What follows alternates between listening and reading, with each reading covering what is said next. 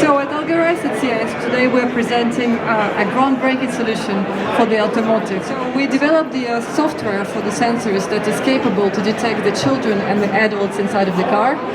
We have the child demonstration that is provided to us by the 4 active systems. So that's the Euro and CAP certified baby doll. And we have the setup here where you got the child at the back, and you see that already that you've got the child detected, and we're even able to detect their breathing and the heart rate. And then we have now invited the driver, Christian. So we've got now the driver join the seat, so we see that the system is capable to detect even the adults and also straight away detecting his vital signs. The way that it functions, it works only on the radar systems from the Ultra-Wideband.